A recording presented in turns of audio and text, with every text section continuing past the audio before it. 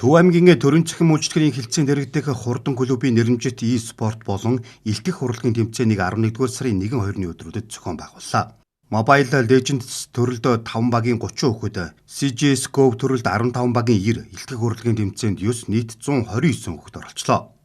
Тэмцээн захин боловсрол бүтээл сэтгэлгээ харилцааны ур чадварыг хөгжүүлэх зорилготой юм.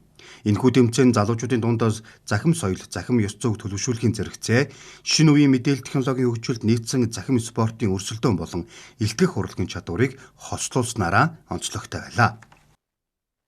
Тэтгэлийн тэмцээнд оролцогчдоос гарч байхад бас энэхүү техник технологи, шинэ дэвшилтэт технологи, цахим орчинд аюулгүй байх, хүний хувийн мэдээллийг хамгаалах гэх мэтчлэнгийн сэдвүүдийн хүрээнд бол хүүхдүүд илтгэлийг бэлдэж ирүүлсэн. За бид нар 7 шалгуур үзүүлэлтийн хүрээнд бол илтгэлийг сонгон шалгаруулж шүүгчээр ажилласан байна. За эндгээрээс харж байхад хүүхдүүдийн бэлдэж ирсэн илтгэл дээр бас маш олон агууштай шинэ санаачлалууд дэвшүүлсэн байхаас гадна цаашид бид нар бас одоо өөрийн үйл ажиллагаанд, магадгүй төрийн үйл ажиллагаанд бас ингээд аваад хэрэгжүүлчих санаа байна уу гэж харлаа. Бас эдгээр зүйлүүд бол маш их ажиглагдаж байна. За Төв аймгийн төрийн захим үйлчлэгийн хилцээнд дэргэд маань 10 сарын 5-нд хурдан клуб байгуулагдсан. За уг клуб маань мэдээлэл технологи сонирхолтой хүүхдүүдийг ирээдүйн програм хангамжийн инженер, за мөн IT инженер болгох зорилготой клуб юм. E-спортын тэмцээнд оролцож байгаа баг тамирчид болон хүүхдүүдээс маань ирээдүйн улсын аварга, төв дэвхийн аварга төрөх магадaltaй.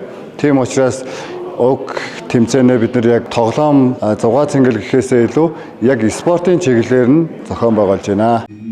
Mobile Legends төрөлд тэргүүн байрыг Overtreat, Дид байрт Burnout баг эзэлсэн байна. CS:GO төрөлд тэргүүн төрөлд Гоё ахнаар RG Bros баг эзэлж элтгэх урлагийн тэмцээнд тэргүүн байрт Түмэн Дэмбэрэл, Дид байрт Ингэн Уянга, 3 дугаар байрт Ами Эрдэнаар шалгарчээ. Хурдан клубын санаачилсан тус ажил нь аймгийн залуусын авьяас мэдлэг ур чадварыг хөгжүүлэх, захин мэрэн үеийн давуу талыг зөвөр ойлгуулах анхны ажил болж байгаагаараа онцлогтой байлаа.